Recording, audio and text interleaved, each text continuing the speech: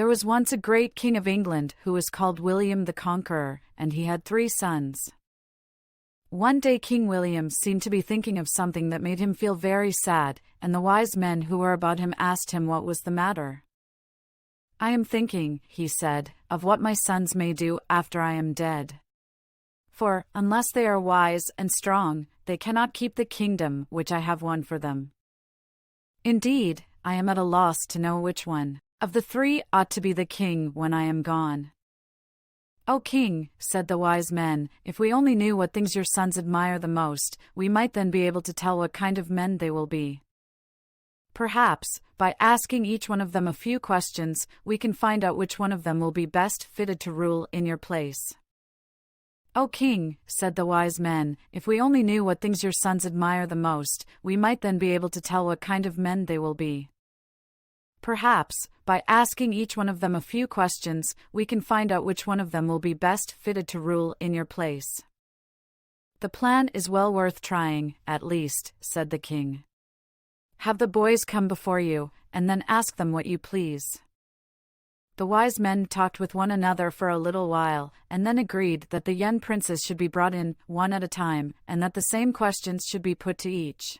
The first who came into the room was Robert. He was a tall, willful lad, and was nicknamed Short Stocking. "Fair sir," said one of the men, "answer me this question. If, instead of being a boy, it had pleased God that you should be a bird, what kind of a bird would you rather be?" "A hawk," answered Robert. "I would rather be a hawk, for no other bird reminds one so much of a bold and gallant knight." The next who came was young William, his father's namesake and pet. His face was jolly and round, and because he had red hair, he was nicknamed Rufus, or the Red. "Fair sir," said the wise man, "answer me this question. If, instead of being a boy, it had pleased God that you should be a bird, what kind of a bird would you rather be?" "An eagle," answered William. "I would rather be an eagle, because it is strong and brave. It is feared by all other birds, and is therefore the king of them all."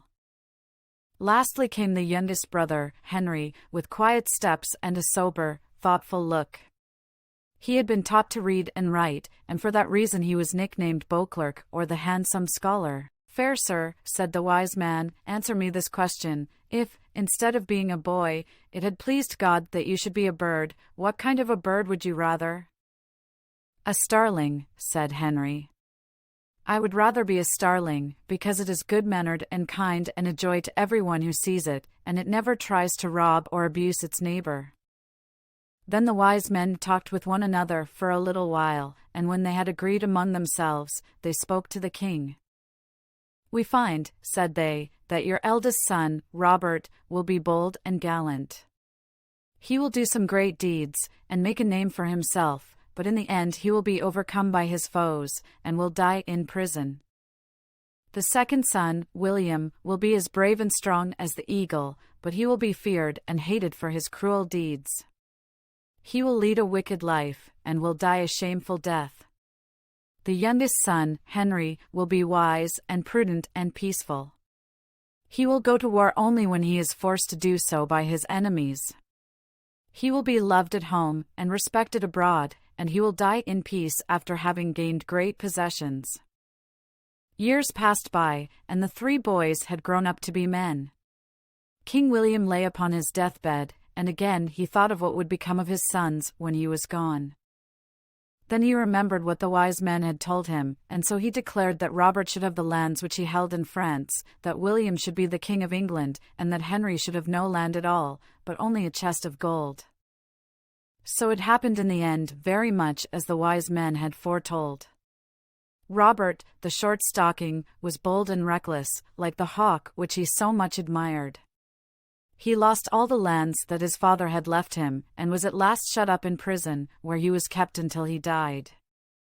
William Rufus was so overbearing and cruel that he was feared and hated by all his people. He led a wicked life, and was killed by one of his own men while hunting in the forest. And Henry, the handsome scholar, had not only the chest of gold for his own, but he became by and by the King of England and the ruler of all the lands that his father had had in France.